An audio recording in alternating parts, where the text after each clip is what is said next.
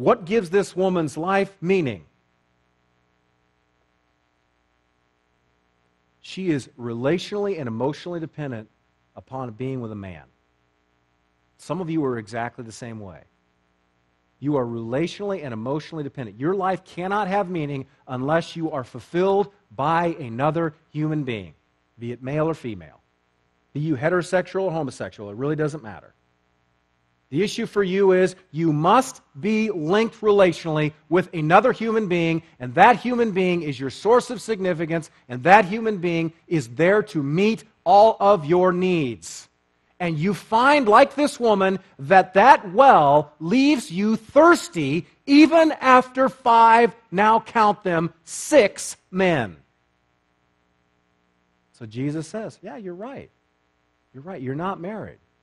And the well you're currently drinking from obviously is not satisfying your needs, is it? That's the implied punchline here. Now, how does she respond to that? With brokenness, confession, an honest exchange of what her needs are? No. Duck and cover. Duck and cover. So the woman said to him, "Sir, I perceive that you're a prophet." Obviously, she knew that this man knows her heart and knows her history. Freaked her out. Probably freak you out. You're sitting at the well, or you're sitting at a bar, and you're having a drink, and somebody starts telling you your past, and all of a sudden, whoa, I can see that you're a prophet. So now, how do I get out of this uncomfortable situation where we're talking about my personal history and my needs, my wants, and the things that I perceive to be most important in my life? Oh, I know. I'll go off on a theological rabbit trail. Our fathers worshiped on this mountain, but you say that in Jerusalem, you Jews say that that's the place where people ought to worship. You see, when we're exposed, when our wells are exposed, and the source of what really gives our lives meaning are exposed, that tends to make us uncomfortable. Some of you have wells that are not necessarily like this woman's. You look at her and you think she's immoral, and so you don't necessarily relate to her. This is not about immorality. Some of the wells that you drink from, that we drink from, even as Christians, are not necessarily sinful per se. What gives your life meaning? You say, well, my marriage gives my life meaning. For how long? For how long will your marriage give your life meaning? Well, until my spouse stops meeting my needs. And that's the time when you'll start trying to draw from some other cistern. And some of you look at, it's your children. This is classic for parents, especially mothers. What defines you as a person? Some of you moms say, the fact that I'm a mom. My whole existence is wrapped up in providing for this child. What happens when that child graduates from high school and college and moves away and has a family of their own? There's a deep depression oftentimes. Your source of identity is now evaporated and moved away. Or God forbids that child should be taken from you physically, in the sense that child goes to be with the Lord. Before you go to be with the Lord, sometimes it's money. Some of you right now, you are really rocked over the fact that you don't know what your stocks are doing. You don't know where these things are going to go. The economy is not in good shape. And it scares you. It's all over the place. And that's your source of significance. That's your source of hope. And you don't know if that's going to be there. Well, it might dry up. And so you're riddled with anxiety and fear. Some of you, it's your hobbies. Some of you, it's relationships. Some of you, it's just flat out blatant sin. You drink from the toilet. That is your cistern. Because it gives you pleasure. It quenches your thirst. It meets your needs for now. And it does, because sin does meet needs for a time. It's pleasurable. Of course it is. Otherwise, it wouldn't be tempting. And so you find that your needs are met in all those different places. And then whenever those are approached and those subjects are addressed, there's a feeling of discomfort that we experience, and there's a need to run and to hide.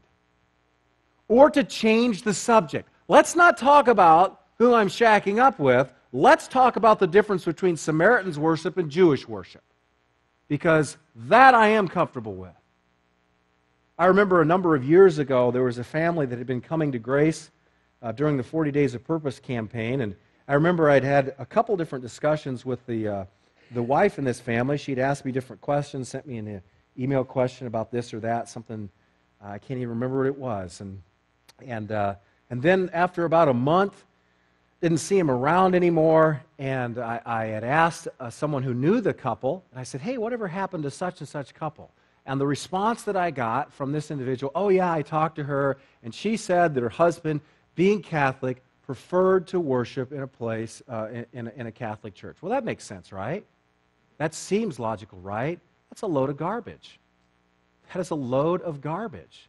See, Brooks, how can you make that judgment on that man? You don't know his heart. No, but let me tell you, Paul Harvey's the rest of the story. You see, my wife happened to be in Fairway one day, and as she was going through the aisles, an individual approached her and basically hit on her.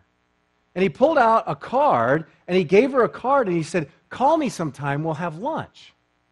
So my wife comes home, and she says, this guy, he approached me and told me to call him to have lunch. Here's his card. And so I looked at the card, and I said, that name is familiar. I don't know that. So I looked it up in the phone book, and yes, that man's last name was the same as the woman's last name who had emailed me, and I found, yes, his name and her name right there in the phone book. So, the next week, I saw this individual, and no, I did not do anything to him, but he had no idea who my wife was. He knew who I was. He'd seen me preach for about a month and seemed like he was enjoying things. And so I'm standing there, and I'm shaking his hand, and I'm talking to him, and I'm playing dumb. And here comes my wife, walking straight for us. He turned white as a sheet and made a beeline for the parking lot, and I never saw the man again. Now, I'm going to presume that the real reason he left was he was afraid that I was going to perform a cranial rectal inversion on him, which is a medical procedure. And if you need elaboration, I'm not going to give you elaboration on what that means. I never saw him again. Catholic? Are you kidding me? I prefer a Catholic place of worship? How about someone lifted the toilet lid and showed me and exposed where I'm drinking? That's the real issue here in a very, very real, tangible way. And that is true for a lot of people. Now, I'm not saying that people don't have legitimate theological questions. That is not at all to say that people don't have serious doubts about the validity of Christianity, about the validity of the historicity of the New Testament, the Old Testament, Syria. That's not to say any of those things. But oftentimes, those theological issues are really nothing more than smoke screens. And in this case, the woman is very uncomfortable. She doesn't want to go there anymore. So she throws out this whole, well, we Samaritans, we worship here, and you Jews say that we have to worship here. So how does Jesus respond? He says, woman, believe me, the hour is coming when neither on this mountain nor in Jerusalem will you worship the Father. You're going to worship, you worship what you don't know, and we worship what we know. For salvation is from the Jews. Why is salvation from the Jews, by the way? Because Jesus is a Jew, and the Scriptures come from the Jews. So, the hour is coming, and it's now, technically it's here, he says, when the true worshipers will worship the Father in spirit and in truth, for the Father is seeking such people to worship him. God is spirit, and those who worship him must worship in spirit and in truth. And the woman said to him, taking it off again, down a trail, well, I know that the Messiah is coming. He was called Christ. And when he comes, he'll tell us all things. This is the classic argument of the agnostic. You can't know the truth, but if the truth could be known, I would know the truth and then I would know it. But since it can't, I don't need to worry about anything you're saying. And then so Jesus drops the bomb. I am the truth. The one of whom you speak, I'm it. I who speak to you am he. I am the Messiah. That's why I'm able to look into your past and know your current situation and make you very uncomfortable, but at the same time offer you living water. Because I am the Messiah.